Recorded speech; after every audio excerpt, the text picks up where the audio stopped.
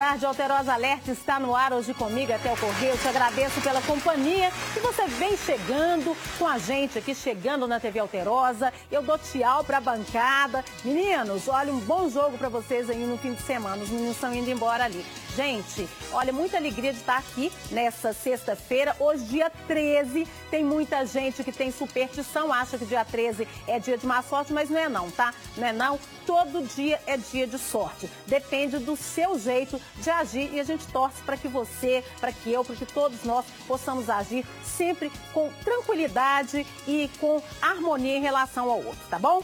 No programa de hoje, você vai ver cenas de covardia, gente, contra uma mulher que foi espancada pelo marido na frente do filho.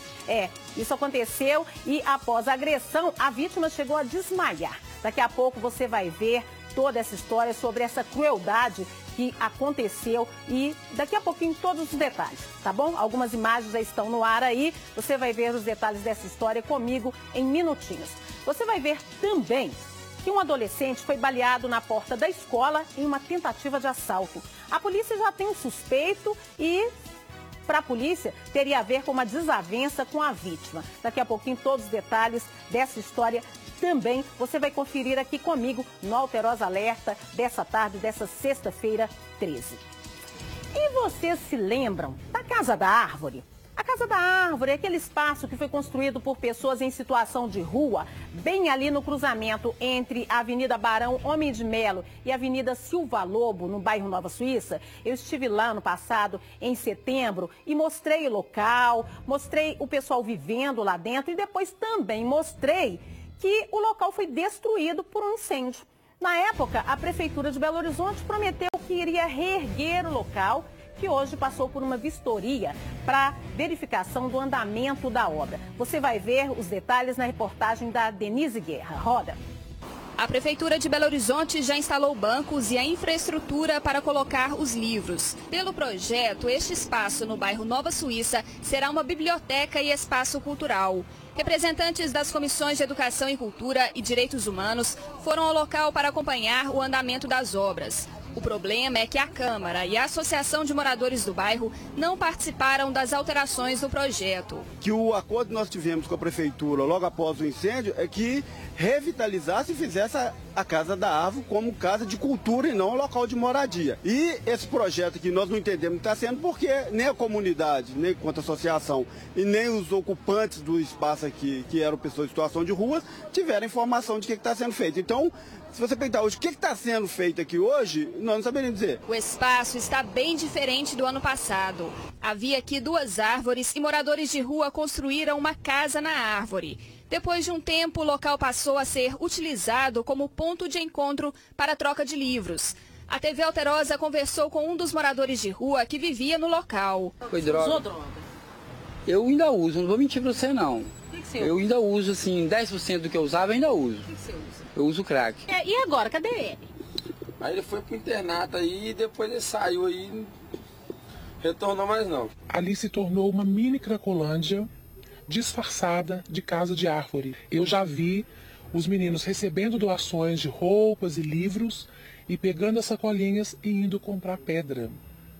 E fumam dentro da Casa da Árvore. Em setembro do ano passado, a casa pegou fogo e a prefeitura prometeu transformar o local em área cultural. Mas comerciantes e moradores da região temem que o espaço volte a ser frequentado apenas por moradores de rua e usuários de drogas. Aqui é um lugar de passagem de gente que trabalha, né? Os moradores, cada um tem seu lazer, tem coisa para sentar à tarde ali, conversar, mas não para leitura. Aqui seria muito bonitinho, um jardinzinho, né? Uma pracinha pequena. Tem que haver um motivo que tenha responsabilidade. Porque do jeito que estava aí na época da Casa da Árvore, aí, estava virando uma baderna isso aí. De dia e de noite, não tinha negócio. No final do trem já estava desvirtuando para o mundo do crime. Pois é, essa é uma história polêmica, gente. A Prefeitura de Belo Horizonte, ela informou que as intervenções para fazer essas obras ali já começaram e que a previsão de finalizar a obra é em 60 dias. Disse também que será realizada a requalificação do espaço com foco no lazer. De acordo com a Prefeitura, também existe um projeto de inserção de livros no local, sendo que a gestão do espaço será discutida com a comunidade, isso informações da Prefeitura. Agora, uma história polêmica. Como eu falei logo no início aqui, eu estive lá ano passado, você viu as imagens, né? O local havia sido ocupado por moradores de rua, eram 2 árvores ali, num local em que a população sempre disse que seria destinado a uma praça. Né? Agora a gente vê que eles querem restaurar ou reconstruir uma casa ali. E qual será a ocupação? Tem que ser visto isso, porque a comunidade na época, ela reclamava muito, como você também viu aí nas entrevistas que a gente fez na época, eles reclamavam da utilização de drogas no local e de outras situações que aconteciam no entorno daquela casa e que estavam ligadas à criminalidade. Então, pessoas em situação de rua, há muitas, há milhares aqui na capital. Agora, a situação foi resolvida de uma forma estranha, um incêndio que aconteceu, ninguém sabe se foi incêndio criminoso ou não, né? Mas o que acontece é que realmente a Casa da Árvore deixou de existir. Então, deixou de existir, eu não sei que sentido é esse de você reabrir um espaço no mesmo local, né? Tentando trazer aquela história ou trazer as mesmas pessoas para o local. A comunidade discute isso e a comunidade quer ser ouvida. Tomara que a Prefeitura, como disse aí, faça essa audição das pessoas que moram por aí, né? Agora nós vamos ver cenas de covardia, muita covardia, contra a mulher que foi espancada pelo marido na frente do filho. Depois da agressão, a vítima, gente, chegou a desmaiar. Vejam só. O vídeo gravado por uma câmera de segurança mostra a mulher já no chão depois de ser empurrada pelo companheiro, que está de camisa preta. Enquanto a mulher permanece sentada, o homem se distancia com o filho do casal, que está dentro deste carrinho de bebê. Nesta outra câmera é possível observar que a discussão continua.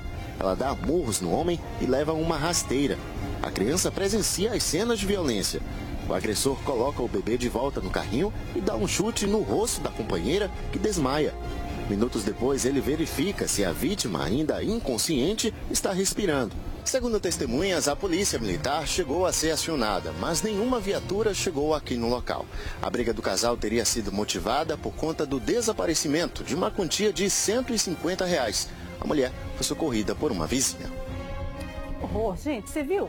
Que horror, ele chuta a mulher tenta dar um soco, quer dizer, violência dos dois lados, né? Que começa com o rapaz lá, tudo seria aí por causa de R$150, de acordo com o repórter, né, da TV Alterosa, mas ele tira a criança de perto e depois vai ter mais cena de violência, olha lá. A mulher volta para discutir, render o assunto e ela tenta também agredir o marido e olha lá o que acontece, o companheiro, e olha o que acontece. Ela novamente é atingida por ele e tudo diante da criança, olha lá, o rapaz chuta. Ela perde a consciência, é uma situação que violência leva a violência, né? Primeiro, o rapaz está totalmente errado. Quando eu era menina, as pessoas costumavam dizer assim, em uma mulher não se bate nem com uma flor. Não se bate mesmo, né? Não se bate mesmo, violência gratuita.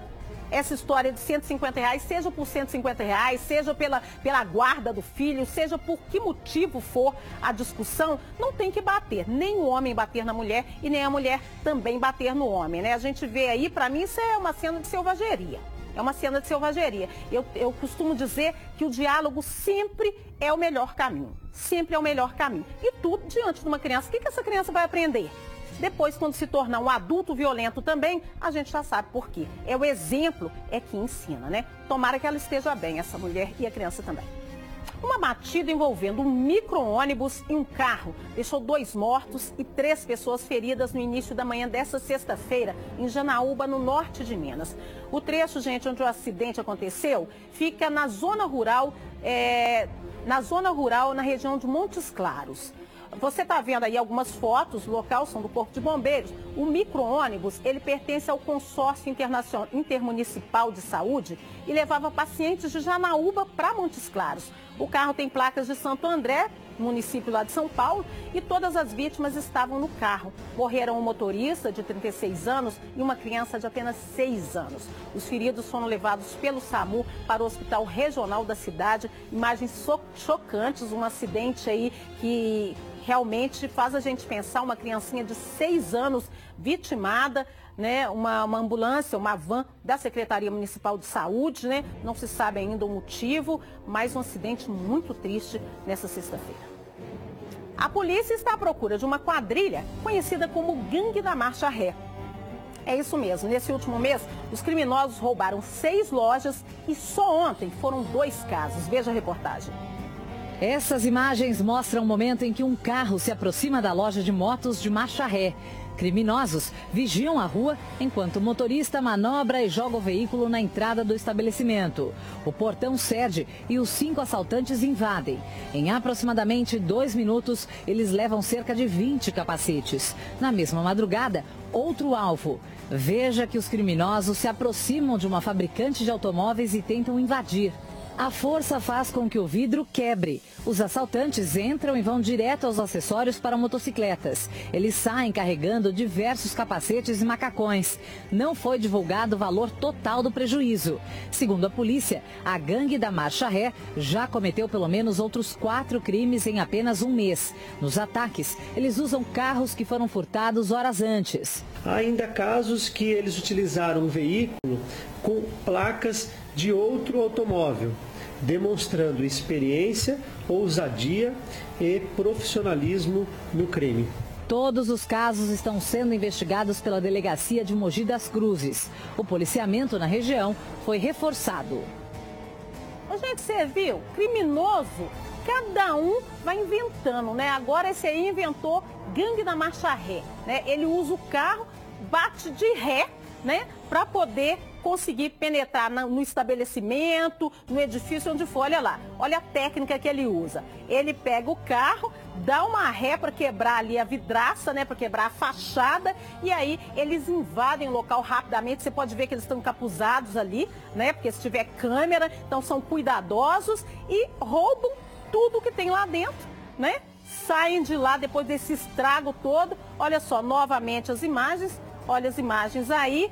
E é a tal da Gangue da Marcha Ré, que já, como foi dito aí na reportagem, já cometeu vários delitos da mesma forma. Eles agem rapidamente, olha, estão levando tudo quanto é objeto lá de dentro da loja de moto, né? E novamente para você, Gangue da Marcha Ré. Então, cada dia os criminosos estão mais criativos, né? Criminosos e criativos, né? Que pena, né? Deviam usar a criatividade para outra coisa. Mas estão usando para poder prejudicar as pessoas, como você viu aí. Mostra as imagens de novo para mim, por favor. Olha só, a Gangue da Marcha Ré. O cara entra no veículo e depois dá ré em cima do imóvel onde ele quer entrar. Repete para mim as imagens, por favor, Milton. Coloca no ponto aí para nós. Olha só, Gangue da Marcha Ré, essa aí. Então agora tem que ter cuidado até com isso. Você viu um carro dando ré à noite num local esquisito? Ó, sai fora, como diz o outro, e chama a polícia, porque tá complicado, viu?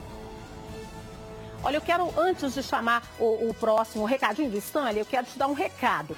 É que a estação central do metrô está parada nos 2 sentidos. Você que está saindo de casa, não pegue o metrô agora, porque uma pessoa caiu da plataforma e está sendo socorrida nesse momento. A estação central, então, está fechada nos 2 sentidos, tá bom? E agora nós vamos ouvir o recado do Stanley.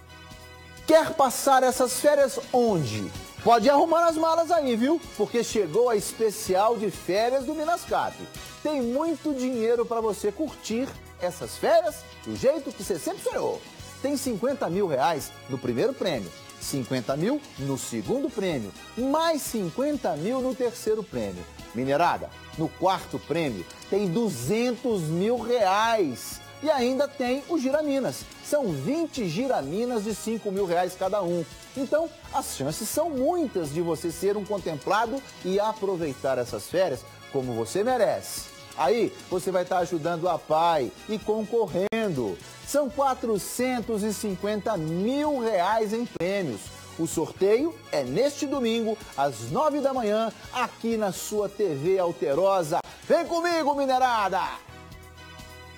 Agora eu quero te falar sobre saúde, gente. Olha, todos nós sabemos que a hipnose ficou mais conhecida através de shows e de programas de televisão, não é mesmo? Pois é. Mas agora essa técnica ganhou mais confiança das pessoas e ela está sendo usada, sabe como? Como ferramenta importante também em tratamentos de saúde. É isso que você vai acompanhar a partir de agora na reportagem da Fernanda Pena. Roda. Há 6 meses, Ana Paula perdeu a visão de forma inesperada. Procurou especialistas e fez todo tipo de exame sem sucesso.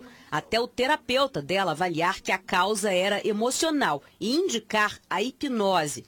Para a surpresa da professora, ela está voltando a enxergar. Foi impressionante, assim, chegar e você pensar num avanço, num progresso, num sucesso, numa resposta positiva tão intensa em tão pouco tempo. Não é truque, não é mágica, é estudo, é técnica, é científico, é muito interessante, muito bom. Tema de filmes, séries, programas de TV e canais na internet, a hipnose causa muita curiosidade e certo receio.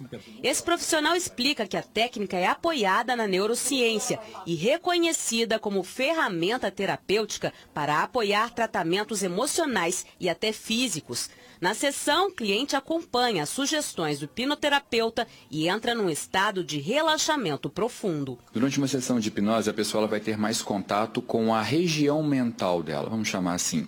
A pessoa é como se ela estivesse em um estado de meditação, ela está em um estado de concentração. Quando ela chega nesse estado, ela está pronta para ser tratada. Ela tem acesso a informações da mente dela que ela só tem acesso nesse estado. E aí ela consegue encontrar a causa verdadeira do problema que ela está passando. Um hipnoterapeuta participa desse processo guiando o cliente, guiando o paciente, para que ele chegue na programação certa, na programação que tem que ser alterada. Após o contato com a hipnose clínica, alguns profissionais têm se aprofundado e estudado mais sobre o tema para aplicar as técnicas em outras áreas. Foi assim que a hipnose veio parar no consultório dentário. Quem vê a Jéssica assim, tranquila na cadeira do dentista, não imagina como tratar os dentes. Era uma tortura para ela. A dor vinha através do barulhinho. Não precisava nem sentir a dor. Com o barulho, você já tinha sensação ruim. Denise chegou à hipnose por curiosidade. Encontrou livros sobre o tema na odontologia e transformou a rotina no consultório. A pessoa, quando ela está em transe, ela segue as sugestões, né? Então, eu sugiro para ela manter a boca aberta, né? Eu faço sugestões dentro do que eu preciso para o trabalho. Para poder, por exemplo, paralisar salivação, diminuir sangramento, para a gente conseguir analgesia, que é a ausência de dor, para conseguir fazer os procedimentos dentro do que eu preciso e, ao mesmo tempo, trazendo um conforto para eles. Tem muito mito ao redor disso, que durante uma hipnose, mesmo sem regressão, a pessoa pode perder o controle de si, e isso não existe, ainda mais em uma hipnose clínica. A melhor maneira da pessoa perceber isso é vindo, experimentando, conhecendo como é, e aí ela desmistifica. Novidade bacana, né? Eu, por exemplo, tenho o maior problema para ir ao dentista. Eu sempre peço assim, anestesia bem antes para depois vir com a agulha. Então, acho muito legal isso. Já ouvi dizer, inclusive, que a hipnose é usada por criminalistas, às vezes, para poder chegar a uma certa verdade, né? Para ir por trás daquilo que a pessoa te fala ali, que a hipnose pode ser utilizada por criminalistas para que se chegue àquilo que está na mente da pessoa e que ela não revela, né? Então a hipnose aí usada agora na área da saúde, né? É uma boa novidade. E vamos falar agora, gente, sobre envenenamento de animais. Pelo menos 10 gatos foram envenenados em Pouso Alegre, no sul de Minas. Essa crueldade com os animais está sendo investigada pela polícia. E não é a primeira vez, não. Nós aqui no Alterosa Alerta mesmo já trouxemos várias histórias de gatinhos sendo envenenados. Será por quê? Tem gente que não gosta deles, né? Vamos ver. O vídeo dos gatos encontrados mortos foi publicado nas redes sociais e chamou a atenção dos protetores de animais da cidade. Essa gatinha aí é uma sobrevivente. Ela é a Nina e parece estar prenha. Segundo Dona Aparecida, a gata vive nesta casa desocupada e ela é a mãe dos filhotes encontrados mortos. Ela deu cria lá, aí depois foram ver os gatinhos, Ela carregou, pôs tudo naquele barracão lá. Testemunhas contaram que a Nina apareceu aqui no bairro Morumbi há cerca de 8 meses. Nesse meio tempo, ela já deu 2 crias. Diante da situação, os moradores resolveram ajudar e cuidaram dos filhotes e também da Nina. Um punha comida, outro punha outra coisa, e eu tratava com ração. Dona Aparecida explica que no total foram 4 mortos e outros 4 continuam desaparecidos. Nós fomos lá, pegamos gatinho, tiramos do saco e enterramos. De acordo com a polícia, se o autor for identificado, pode responder por maus tratos. O problema é que a morte ainda é um mistério. Agora dizem que estão pondo veneno para os pombos, vai ver que trouxeram algum animal envenenado para os gatinhos. Maldade, né? Ainda bem que do mesmo jeito que tem gente que envenena os animais e mata, tem gente que cuida como essa mulher aí, né? Então, todo mundo tem direito à vida, inclusive os animais. Deixa os animais lá, deixa os gatinhos, gente. Tá incomodando quem, né? Moradores de um condomínio residencial em Contagem estão denunciando uma ligação clandestina de água feita pela vizinhança. São os famosos gatos, só que esses não são gatos animais, como eu trouxe agora não. São os gatos ilegais. Alguns deles retiram os hidrômetros instalados pela Copasa e fazem uma ligação direta da água com mangueiras. É isso mesmo, gente. E aqueles que andam na linha é que pagam o pato. A nossa equipe esteve nesse condomínio hoje pela manhã e a repórter Daniela Malman vai mostrar pra gente essa história. Roda. Tomasse uma providência, porque aqui mora aqui morador de bem, que quer as coisas honestas e que não estão conseguindo, que a Copasa também, quando veio os rateiros, tem tudo na conta da gente. A reclamação é de uma moradora de um condomínio residencial em Contagem, onde dos 288 apartamentos, 114 fizeram ligação clandestina de água. O resultado? Tem morador pagando pelo gato dos outros. Situação que causa revolta. Tem pessoas aí que são assalariados, tá pagando 300 e poucos reais de água, até 400, tá pagando a água do vizinho. Segundo os moradores, a irregularidade já foi denunciada para a Companhia de Saneamento de Minas Gerais. Mas a situação não é de hoje. Há cerca de 6 anos, eles convivem com este problema. E nas primeiras denúncias que foram feitas, a Copasa chegou a realizar a troca dos hidrômetros. Mas pouco tempo depois, as ligações clandestinas retornaram. A gente comenta com eles, eles foram só, tirou uma vez só, e as contas chegando mais de 150. Não só eu, como mais pessoas que já reclamaram também. Alguns moradores admitem que fazem ligações clandestinas. Reclamam que os preços aplicados pela Copasa são abusivos e que não têm condições de pagar. Eu só pôs gato aqui porque a Copasa cobrando um absurdo. A gente é desempregada, tem filho, eu sou mãe de 5 filhos, entendeu? Minha conta veio quase 5 mil reais. Eu não tenho condição de pagar. Então colocamos gato mesmo. Então a Copasa podia negociar com a gente. Eles não querem negociar com a gente também para parcelar. A Copasa admite que a situação é delicada, mas que precisa também do apoio e do bom senso dos moradores para acabar com as ligações ilegais. A gente retorna, faz a correção e a infração continua acontecendo. Então é importante que as pessoas informem para a gente, ocorreu infração, a gente vai retornando e vai tentando sempre tentar corrigir isso, né? Na manhã desta sexta, a Copasa esteve no condomínio para negociar com os moradores. Caso as ligações clandestinas continuem, a água será cortada na próxima semana. Pela norma da ARSAI, que é a agência reguladora que estabelece as condições que a Copasa deve agir, nas sextas-feiras eu não posso fazer o corte, para não deixá-los sem água durante o final de semana, até porque durante o final de semana é mais difícil de você quitar débitos. Então, se não fizer isso, na terça-feira a Copasa retorna ao local para refazer essas retiradas, para não onerar os outros moradores. A situação não é boa não, né? Agora deixa eu fazer um trocadilho aqui. Um faz gato, o outro paga o pato, né? Quem tem que pagar o pato é quem fez o gato. Tem que ser identificado. A moradora aí até botou a cara e falou, eu faço o gato mesmo, explicou por quê, né? Quem tem que pagar pelo gato é quem faz. Não é o outro que não tem nada a ver, né? Então tem que ser realmente, se chegar a quem fez, identificar, resolver o problema que os moradores estão cobrando aí, né? A Copasa está dando sua justificativa, mas tem que resolver, né? Um não pode pagar pelo que o outro fez, né? Pelo amor de Deus. E vamos falar um pouquinho de saúde?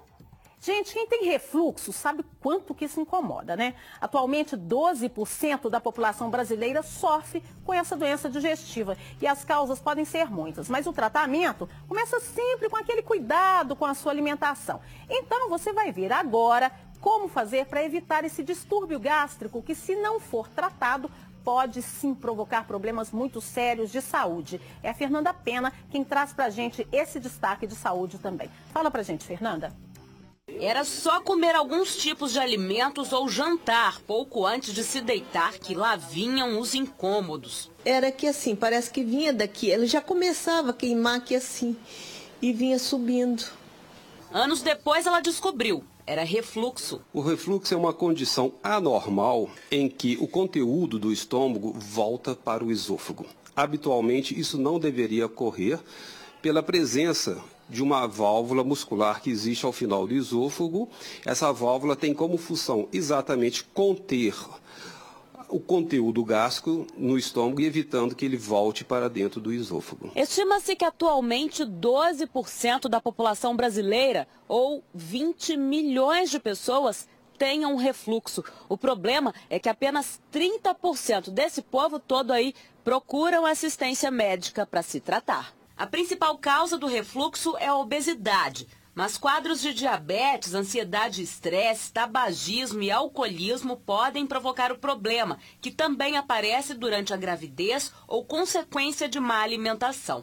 Outra causa é a chamada hérnia de hiato, quando a válvula que liga o esôfago e o estômago não se fecha corretamente, permitindo que o que está no estômago volte. Se quem tem refluxo é obeso, precisa perder peso. E em todos os casos é preciso mudar a alimentação. Evitar, por exemplo, frituras, frutas cítricas, pimenta, molho de tomate, refrigerantes, café, chocolate e álcool. No caso da Marta, nada disso funcionou, nem os remédios. Ela precisou passar por cirurgia. Se não tratado corretamente, o refluxo pode provocar problemas mais sérios à saúde. Em relação ao pulmão, nós temos hoje complicações graves que estão definitivamente relacionadas à ocorrência de refluxo de longa duração, que são a fibrose pulmonar e as pneumonias de repetição. Em relação ao esôfago, as principais complicações de um refluxo mal tratado, vamos assim dizer, são as estenoses, ou seja, o estreitamento do esôfago, e leva então à dificuldade de alimentação, as ulcerações, que podem levar até mesmo a sangramentos, e em raros casos podemos ter até mesmo evolução para algum tipo de câncer do esôfago. Olha, gente, uma cadela foi mordida por uma capivara em Juiz de Fora, lá na Zona da Mata. Os moradores estão preocupados com a situação e têm medo de que uma criança, por exemplo, também seja atacada. Veja só. O Igor é o dono da cadela Mel. A vira-latas de 12 anos foi socorrida e passa bem. A minha mulher tem de praxes a sair com a cachorrinha de manhã, de tarde, para ela fazer as necessidades dela. Nisso, ela soltou a cachorrinha, né? Deixou ela solta. A cachorrinha foi no cantinho do rio aqui, na beira da margem do rio. A capivara foi e atacou ela. Ela com filhote, ela fica muito mais arisca, né? Risco de trânsito, porque elas atravessam a avenida de um lado para o outro. Este veterinário fez o primeiro atendimento da Mel.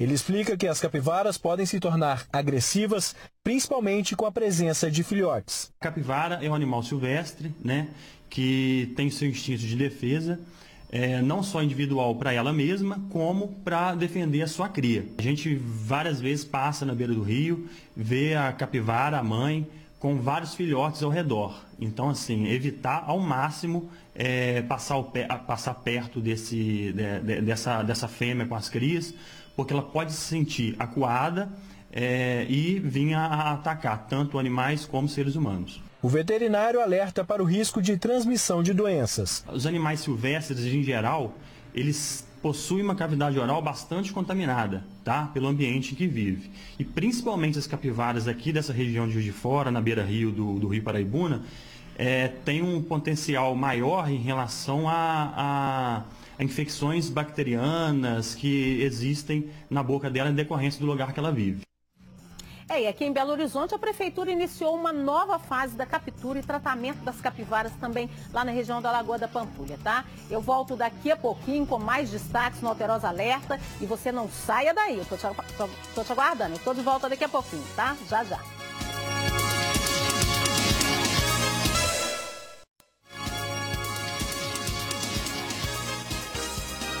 Boa tarde, de volta agora para todo o estado com Alterosa Alerta. Obrigada a você que está chegando agora, obrigada pela companhia, quem já estava com a gente desde o início do programa. Eu volto para falar que um adolescente foi baleado na porta da escola em uma tentativa de assalto. Isso aconteceu em Muriaé, na Zona da Mata. A polícia já tem um suspeito e disse que esse suspeito teria uma desavença com a vítima. Veja só.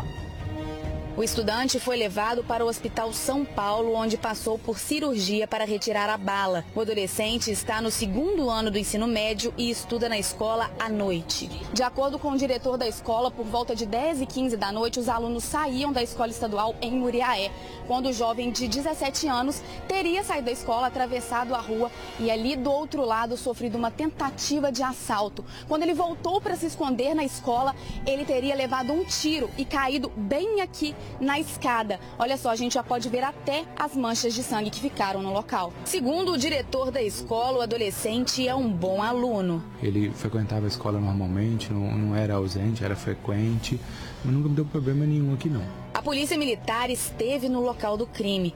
O comandante do pelotão diz que testemunhas apontaram para um outro jovem. O suspeito de 19 anos teria desavenças com a vítima. E esse infrator anunciou o assalto e mandou a vítima passar o cordão que ela estava portando. A vítima falou que não tinha cordão algum e virou as costas e saiu correndo em direção à escola novamente. Quando o cidadão infrator efetuou um disparo e alvejou a esse menor de 17 anos pelas costas. Segundo o delegado da Polícia Civil responsável pelo caso, serão usadas 2 linhas de investigação. Uma delas levando em consideração apenas a tentativa de roubo e a outra um possível acerto de contas entre os 2 rapazes. O suspeito já foi intimado para prestar depoimento. Acreditamos que a partir de segunda-feira as partes envolvidas citadas no boletim de ocorrência já começaremos a fazer os trabalhos, bem como aguardando a recuperação da vítima, né, que o depoimento dela será de fundamental importância, para nos indicarmos quem realmente, se ela conseguiu reconhecer ou não a pessoa a qual promoveu o disparo de arma de fogo contra ela. A gente é o fim do mundo, né? O seu filho ou sua filha vai para a escola e de repente é baleado na porta da escola. Felizmente a gente tem aí já um suspeito que foi ouvido, a vítima também não morreu, né? Vai ser ouvida pelo delegado também, poderá esclarecer essa situação. Você viu que o delegado trabalha com 2 linhas de investigação, uma delas a desavença e outra o roubo simplesmente, né? A tentativa de roubo. Agora é o fim do mundo. Você imaginar que até quando a pessoa vai para a escola, ela está correndo risco de ir para o hospital, ela está correndo risco de morrer. É uma situação que nas grandes capitais, nas metrópoles, acontece com mais frequência a situação de briga ou de crime perto de escola, agora até no interior do estado. Então, a violência realmente não está poupando ninguém, né? Tomara que a situação se esclareça e tomara que esse jovem saia bem dessa situação que aconteceu, né? Uma briga entre padrasto e enteada terminou com a morte do homem com uma facada no pescoço. Uma facada no pescoço, gente. O governador Valadares que aconteceu essa violência lá no leste do estado. A garota de apenas 15 anos teria reagido a agressões quando usou uma faca de cozinha para se defender. Ela foi apreendida e levada para a delegacia. Quem tem mais informações é o repórter Washington Bonifácio. Roda. Prazer em falar com você. Boa tarde também para todos os nossos telespectadores do estado de Minas Gerais. E vamos falar desse homicídio que aconteceu durante a madrugada e que foi destaque aqui em Governador Valadares, no leste do estado. O senhor Evangelho Soares de Oliveira, de 47 anos, chegou em casa alterado, segundo informações do boletim de ocorrência, e começou a agredir a enteada de 15 anos porque ela havia pegado roupas íntimas do varal e não havia pegado as roupas dele.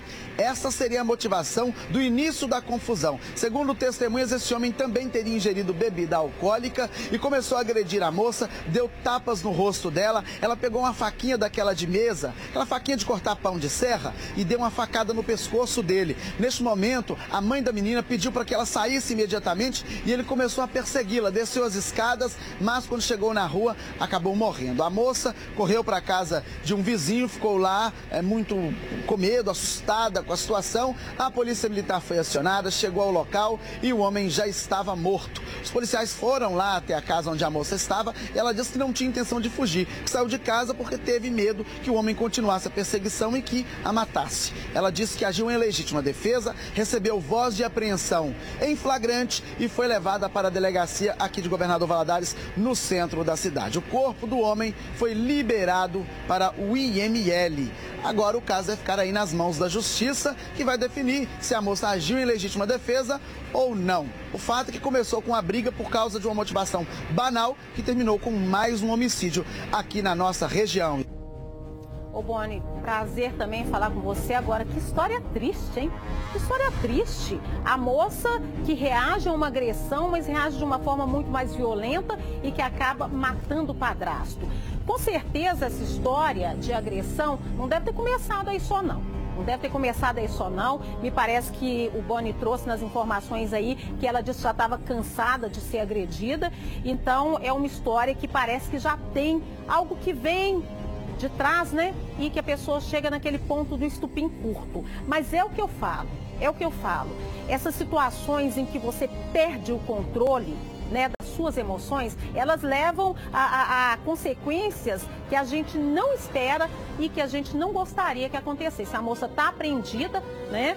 Está com essa situação de ter matado o padrasto, mesmo sem querer fazê-lo, e por mais que ela diga foi legítima defesa, a justiça é que vai decidir. E aí você pode ter uma adolescente, uma jovem que vai ficar muito tempo talvez apreendida aí por causa de uma situação de violência que gera violência. A gente trouxe aqui um caso anterior, né, da mulher que foi espancada na rua pelo marido e ela também espancou, tentou bater no marido. Então, violência que gera violência, né, gente?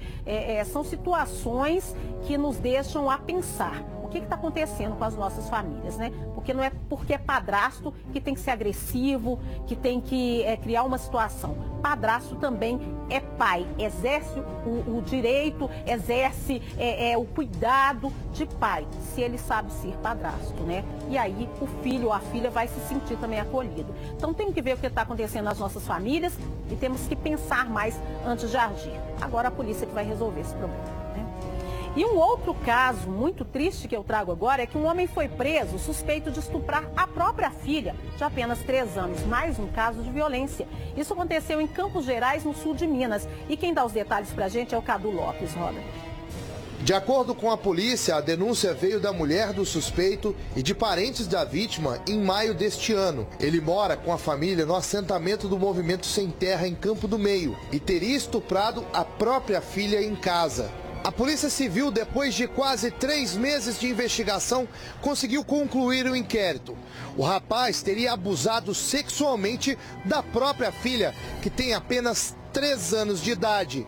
Nós concluímos, através das oitivas, dos laudos periciais, que realmente o conduzido aqui nessa data havia praticado contra a filha dele o estupro de vulnerável, consistente em atos libidinosos diferentes da conjunção carnal. Os policiais foram até o assentamento do Movimento Sem Terra em Campo do Meio, onde realizaram a prisão do suspeito. Ele nega, ele apresenta uma versão contrária, negando aquilo que aconteceu, mas as palavras da própria vítima, né, de 3 anos, dos familiares e de algumas pessoas que presenciaram, né, foram suficientes para demonstrar a veracidade das alegações. Eu comentava aqui de manhã esse caso e é como eu disse, hoje a lei, ela considera como estupro também o que o delegado colocou aí, atos libidinosos, quando não há conjunção carnal. Mas passou a mão, inseriu, né, alguma coisa, então também é considerado estupro. Como eu falei no início dessa matéria, mais uma história de violência, a gente tem que ver o que está acontecendo dentro das famílias, porque um pai, não é nem padrasto esse aí, um pai, né, suspeito de estuprar a própria filha, uma menina de 3 anos, que vai, né, levar aí para frente, né, na cabecinha dela, uma situação dessa, né? E a mãe também envolvida nisso aí, porque a mãe também é envolvida, no mínimo, emocionalmente com a situação, né? tem que ver o que está acontecendo com as nossas famílias. Eu vou te dar agora uma notícia de última hora que acaba de chegar para a gente. Um incêndio de grandes proporções atingiu um galpão desativado no bairro Industrial Paulo Camilo, lá em Betim, na região metropolitana de Belo Horizonte. Você vai ver algumas imagens que a gente tem aí. Segundo o Corpo de Bombeiros, não há feridos, mas as chamas estão altas e a fumaça muito escura. Olha aí, ó, essa fumaça encobre ali a região, o que pode trazer transtorno para o trânsito, então as pessoas têm que ficar muito atentas. Os bombeiros iniciaram o combate com 3 viaturas. O imóvel, esse aí que você vê na tela, fica nas proximidades da montadora Fiat, a montadora de automóveis. E as causas do incêndio ainda são desconhecidas. O Corpo de Bombeiros, então, no combate ao incêndio. Agora você vê, olha só, é um galpão grande, né? Incêndio de grandes proporções. Então, se você está passando pela região de Betim, desvie, não passe ali perto da Fiat Automóveis, não. Siga pela via expressa, né? Então, você vê, olha o fogo. Gente, o fogo é uma coisa que queima, que machuca, mas as chamas são bonitas, né? Você olha, essa cor das chamas é muito bonita, né? Mas provoca um estrago esse negócio aí, provoca um estrago que eu vou te contar o negócio, viu? Então fuja lá da região da montadora Fiat em Betim, porque tá tendo esse incêndio aí no bairro Paulo Camilo, é isso, gente? Paulo Camilo, bairro Industrial Paulo Camilo, tá bom? E por falar em incêndio, nós mostramos essa semana aqui no Alterosa Alerta que em menos de 2 semanas, um pátio de veículos foi incendiado 2 vezes. O dono do lote onde funcionava o pátio cobrou do Detran a retirada dos veículos do local, que já não funciona há anos. Depois que a reportagem foi ao ar, veja só o que aconteceu. A retirada dos veículos do pátio descredenciado começou. No lote de 3.000 metros quadrados, existem cerca de 230 veículos abandonados. Eu queria agradecer muito o apoio de vocês, a força que está dando para a gente, porque agora eu creio que vai tudo embora. Durante uma semana, o pátio foi incendiado 2 vezes. As chamas atingiram vários veículos. Os bombeiros tiveram muito trabalho para controlar o fogo. Em uma das reportagens, Marcilene cobrou das autoridades uma solução, já que o pátio foi descredenciado há pelo menos 4 anos e ela estava sem poder usar o lote. Eu queria solicitar o doutor Leonardo para tomar uma providência, para ver o que ele consegue fazer, porque esses veículos que estão aqui no pátio é do Detran. Agora, ela espera que o problema seja resolvido de vez, já que o local traz insegurança. Trazia muitos riscos, porque inclusive igual o negócio dos fogos que estava pondo, né? É muito perigoso. E além de tudo, ficava muito mau elemento aqui. Era de noite ladrãozinho. É isso que a gente gosta de ver, jornalismo de resultado. Você reclamou, a gente esteve aí, a gente mostrou e o problema começa a ser resolvido.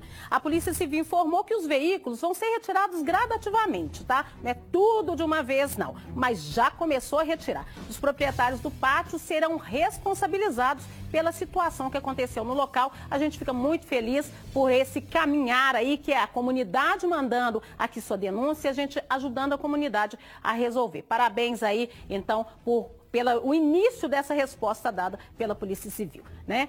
E segundo, vou passar para agora falar com você agora sobre uma outra situação que aconteceu. Mais um incêndio em uma residência que foi... Peraí, gente, deixa eu começar tudo de novo. É um incêndio que teve início por causa de uma panela de pressão. Então, vou continuar a falar de fogo aqui. O bicho está pegando. Uma pessoa esqueceu a panela no fogo. E aí, olha só, você está vendo umas imagens saindo desse prédio aí? Pois é, o fato aconteceu em Uberaba, no Triângulo Mineiro. Depois que a panela que estava no fogo ali secou, as chamas se alastraram e atingiram utensílios e o próprio imóvel. Você vê aí o estrago que foi feito e até lá no prédio, parte do revestimento da parede próxima ao fogão caiu por causa da alta temperatura. A residência foi tomada pela fumaça e aí os moradores viram, acionaram o Corpo de Bombeiros. Felizmente, ninguém se feriu. Então, o Corpo de Bombeiros alerta que quando você vir uma fumaça saindo de algum imóvel, mesmo que esteja fechado o local, que você acione 193 para evitar que o transtorno seja maior, que haja um incêndio muito maior. Nesse caso aí, foi controlado apenas os estragos dentro do apartamento, tá bom? E a segunda etapa da Operação Audácio da Polícia Civil prendeu mais 3 pessoas em Poços de Caldas, no sul de Minas. A operação tem como objetivo combater o tráfico de drogas e a lavagem de dinheiro. Já são, gente, 15 presos e 21 carros de luxo apreendidos. Pode? Roda pra mim. Veículos de luxo apreendidos pela Polícia Civil, um valor que chega a R$1 milhão. E não é só isso. A Operação Audácio, em Poços de Caldas, pediu o bloqueio de R$5 milhões em bens materiais. Investigação contra o tráfico de drogas e a lavagem de dinheiro. Nessa semana, mais 3 suspeitos foram presos. Um deles seria o gerente da quadrilha e o outro, o chefe do tráfico de drogas. Já são 15 presos e 21 veículos de luxo apreendidos. E as investigações continuam. Acreditamos que a lavagem de dinheiro veicular no valor aproximado de R$1,5 milhão e nós já recuperamos 300 mil, então acreditamos também que a gente consiga, ao longo dessa operação, que não para por aqui, identificar os demais veículos que estão com medidas cautelares, assim como também localizar e prender os demais autores. A quadrilha, segundo a Polícia Civil, tinha uma organização bem definida e contava com vários recursos. A metodologia utilizada pelos autores, de manter um tráfico de drogas tão longevo há tanto tempo, tão próximo à delegacia de polícia e também com recursos que possibilitavam essa trama criminosa e dificultava o nosso trabalho policial, porque é difícil acesso ali, tem várias rotas de fuga no momento da abordagem policial. É isso aí, a Polícia Civil dando cana dura nos traficantes, uma quadrilha organizada. Você viu aí, tinha mais de 10 carros, cerca de 15 carros já apreendidos. O tráfico investe nele mesmo para continuar essa cadeia criminosa. Parabéns à Polícia Civil pelo trabalho, foi a segunda fase dessa operação. E vão dando cana nesse pessoal, porque lugar de traficante é atrás das grades. Eu quero mandar aqui um abraço para pessoas que estão nos assistindo, são muitas que estão mandando recado. Dagmar, um beijo para você na região de Venda Nova. Vou mandar também para o Márcio Emiliano, ligadinho aqui na gente, para Damacir, lá no bairro Nazaré. Tudo de bom para vocês, obrigado pela companhia. Olha, há cerca de 3 meses, uma cratera se abriu em uma escadaria em um bairro de Juiz de Fora, na Zona da Mata. Um idoso que descia as escadas à noite, sem iluminação, acabou caindo, gente, de uma altura de aproximadamente 2 metros. Se imagina só. Você vai ver agora os detalhes da história. O seu Rubens tem 67 anos. Ele estava descendo o escadão quando caiu de uma altura de aproximadamente 2 metros. Olha só como ficou o rosto do aposentado. Aconteceu que eu saí para poder ir para o trabalho, porque eu sou aposentado, mas por tempo de trabalho. Então fui trabalhar, ajudar um pouco a renda. Aí eu desci rápido, era 5h20 da manhã mais ou menos, estava escuro, que não tem iluminação, De repente meu pé desceu de uma vez e eu fui de ponta cabeça aqui embaixo. Foi onde é que aconteceu, que eu bati no concreto ali. Quem ajudou o Rubens foi a Cláudia. Ela mora nesta casa ao lado do escadão.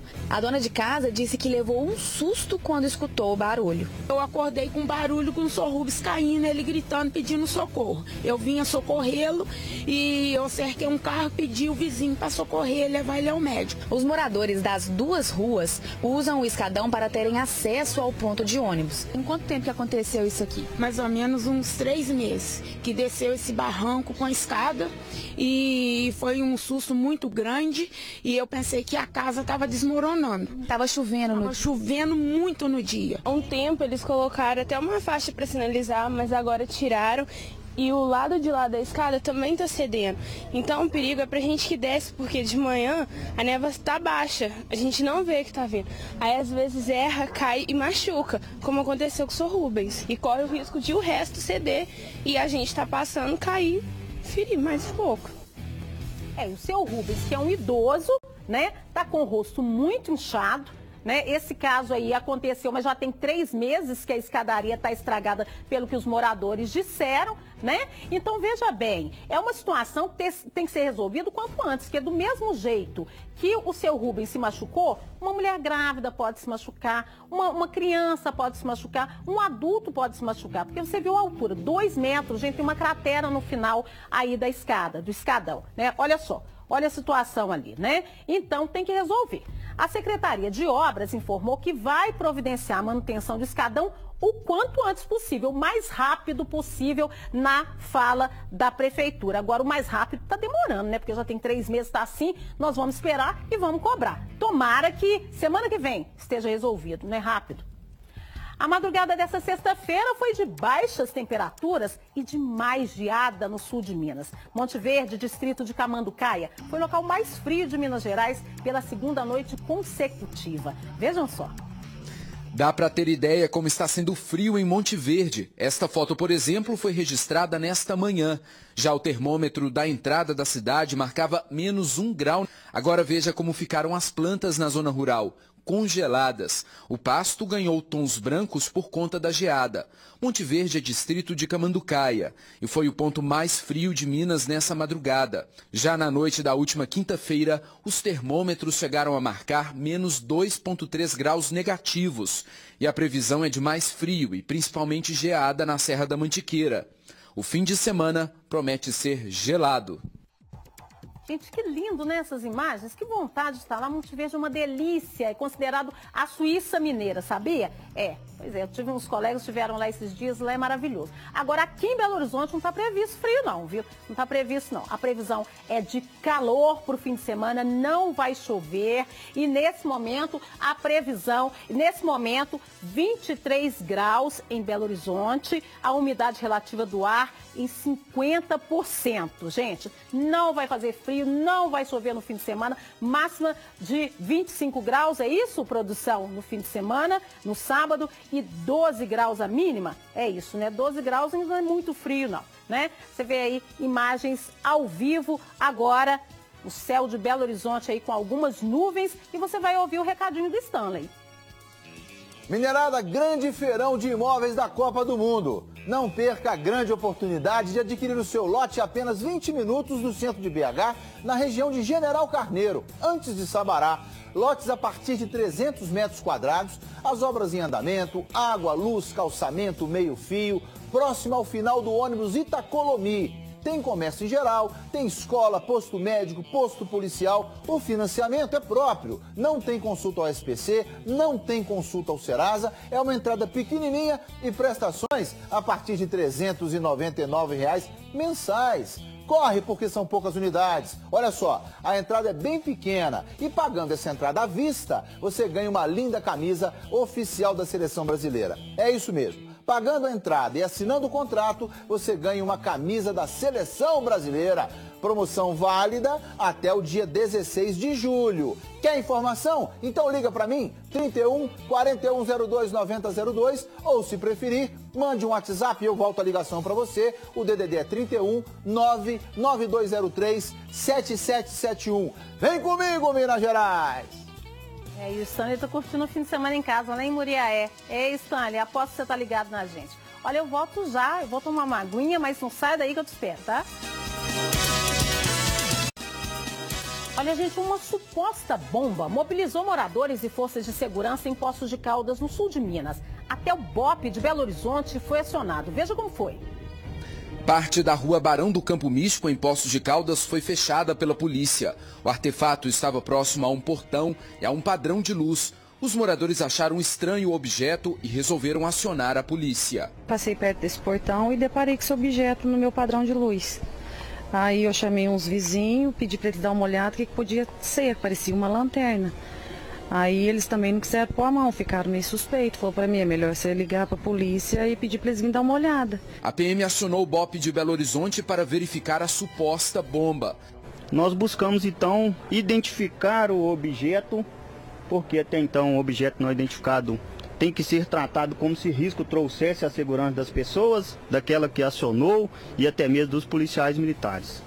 Buscando informações, nós chegamos à pessoa que tinha deixado o objeto no local. E ele nos disse que era tão somente uma luminária, feita de forma artesanal. E acredite, o rapaz que deixou a lanterna contou à polícia que o objeto era uma lembrança para a ex-namorada, que é moradora do prédio. Segundo a polícia, o homem estava agressivo. O cidadão chega ao local e chega de forma agressiva. E quando submetido à busca, para que pudesse haver um diálogo de forma segura com ele, acabou reagindo contra os policiais, o que levou à sua imobilização e algemação. Obrigada, gente. Fiquem com Deus. Um excelente fim de semana. Obrigada pela companhia. Valeu demais. Na segunda-feira eu volto. Stanley também. Stanley aqui e eu na rua. Tchau. Um beijo pra vocês.